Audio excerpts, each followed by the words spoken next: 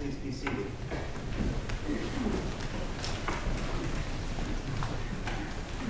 So last week I started my sermon with kind of a silly question. I asked you how many orange cars you saw on your way to church. And there was a pretty resounding none. And I assured you that orange cars were out there and that you should watch for them. And it was meant to be a metaphor, right? What we're watching for, we see. And then, of course, I encouraged you to watch for the kingdom of God, and truly you will see it. On the way home, I watched for orange cars, and there were none. I saw one as soon as I left the church. Okay. First thing, she saw one first thing. Mary Packer told me that she saw 4.5 orange cars on her way home. Now, she has a longer drive home than I do. I asked what the half was, and she said it was a truck that was half orange and half white. We drove later in the day down to Kent to visit our daughter and son-in-law and grandkids, and we were most of the way there when I finally saw a truly orange car. It was an old Dodge Colt, bright orange, and I practically exploded with excitement. Alice, it's an orange car! God is real! You know, it was meant to be a fun way to point out that when we're looking for the kingdom of God, we see it. But sort of unintentionally, it also points out another thing, which is sometimes you can go a long time without seeing the kingdom of God. It is so much easier to see the kingdom of God when everything is great, when we're happy, our family is around us, and that's a good thing, and we're feeling joyful, there's plenty. On the other hand, when we experience darkness, when we experience loss, when we're struggling and there's lack in our lives, not enough money, not enough friendship, not enough work, whatever it is, when we're experiencing loss and grief, the world sort of loses its color, and we lose our capacity to see the presence of God around us. We look and we do not see.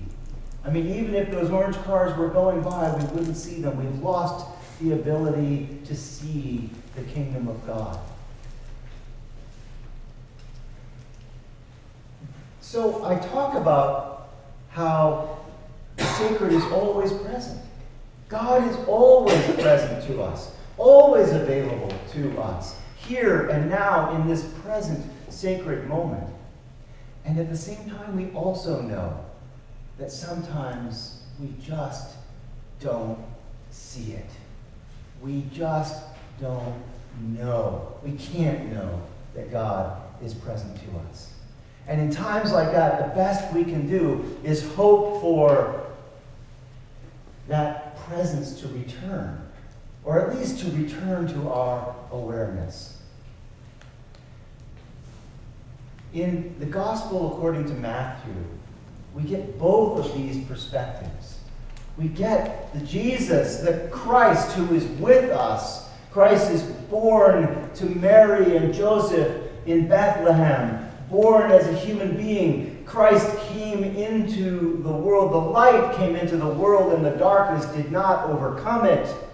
And right through to the end of the gospel, when the Great Commission is given, go forth into the world and preach the gospel, and remember, I will be with you always, even to the end of the age. Clearly, the message of Matthew and of Luke and of Mark is that Christ is with us. God is present to us. At the same time, in all the Gospels, we also get these apocalyptic passages like what we heard today, that God will come to us.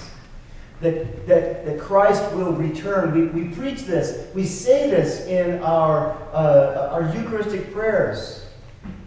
Christ has come. Christ has died. Christ is risen. And Christ will come again. Right? We say that in the midst of our prayers because that is also a reality for us. And the reason for this is because no one way of talking about God can fully describe our relationship with God. Yes, God is present to us. But there are also times when we just can't know that. And so we have both. And in the passage that we heard today, Jesus is using this apocalyptic imagery to talk about what happens when God comes. Now we know that God has come. Christ is born. That's what we celebrate on Christmas. Christ has died and has risen again. That's what we celebrate on Easter. Christ will be with us even to the end of the age. And yet we also know that Christ will come again. That God will come. The kingdom has broken in. God's kingdom has broken into this world. But you just have to look around you to see that this world has yet to be fully transformed by God's kingdom. It's easy to see. We look around us and we see injustice. We look around us and we see racism. We see inequalities of income. We see people struggling with homelessness. We see people suffering on the margins, forced there by the prejudices and rules of our culture and our communities. This world is struggling.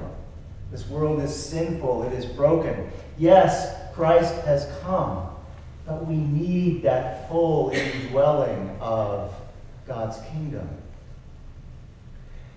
And so what Jesus tells us to do about that, as we live here in this broken world, waiting for the full indwelling of God's kingdom, is to prepare. Prepare our hearts, prepare our families, prepare our communities for the coming of God. And we have many ways of doing that. We have many ways of responding to Christ's instruction that we prepare. One of those ways is to care for God's creation. We talk poetically and enthusiastically about how wonderful it is to see the presence of God as we look across the beauty of God's creation. Those mountaintop experiences that fill us with awe and wonder are so clearly evidence of God's love and beauty. And yet that same world, that same creation is suffering right now. And so when we do things to care for God's creation, it increases our capacity and our awareness of the presence of God in creation. So yes, you can see the wonder of God's creation from the mountaintop, but you can also see the wonder of God's creation when another salmon makes it up a stream because we've removed a culvert. Creation care is one of the ways we prepare for the coming of God's kingdom. We prepare for the coming of God's kingdom in worship. That's what we're doing here as we worship together. We're preparing our hearts and our community, our congregation, to participate in that kingdom when it arrives. That's what we do with our prayers, with our hymns, as we listen to the scriptures being read to us. Even in our silences, we are preparing for the breaking in of God's kingdom. We also prepare through our daily prayer practices. When we sit down at the end of a day, or maybe you sit down at the beginning of your day and say a prayer to God, whether it's a short prayer or a meditation, a longer meditation, you are opening your heart to and your mind to the presence and action of God within. It prepares us to work with God when God shows up in our lives and in our world. One of the most ancient and traditional ways of preparing is to read and study the scriptures. Because both in the Hebrew scriptures, our Old Testament, where it tells us the story of Israel, and in our Gospels, where we hear the story of Jesus, we We learn a way of seeing the world, right? We can look at the scriptures through the lens of culture, through the lens of our lives, and interpret them that way. But the more we learn those stories, the more we realize that the stories of the Old Testament and the New become a way of living into the world. They become a matrix for making sense of our lives in relationship with God and with one another. That's one of the ways that we prepare for the breaking in of God's kingdom. And of course, we also prepare through our mission and our ministry. That's why we feed people here at St. Dunstan's Church. Our vision is that on earth as in heaven, all are welcome, all are fed, and all are loved. And so on Tuesday nights, we feed people. You've heard me talk about it over and over again. Many of you have come and participated in that program. We also welcome the homeless by hosting homeless camps from time to time to set up on our property. We have a permit from the city of Shoreline to allow them to stay here for 90 to 120 days. This is a safe place for them to be, for them to set up this organized camp so that these homeless people have a safe place to support each other. These are the things that we do when we teach Sunday school, when we participate in the ushering program, when we work to raise money for our outreach programs. These are the things that we do to prepare for the coming of the kingdom of God. And we do them together. We do them in community as a congregation because the very hardest time to see the kingdom of God is when you yourself are suffering, when you yourself are in the darkness, when you are overwhelmed with sadness or grief or loss or struggle of any kind. It becomes too hard to see and know that God is present for us and to us and through us. And so we need one another to remind us when one of us is struggling, when one of us can't see the presence of God, someone else can. Someone else can remind us to keep doing this work of preparing for the coming of the kingdom of God. And finally, the last thing I want to say about this is this, that the very things that we do to prepare for the coming of God's kingdom are the same things that allow us to see the presence of God around us. Yes, we are preparing for the coming of God's kingdom.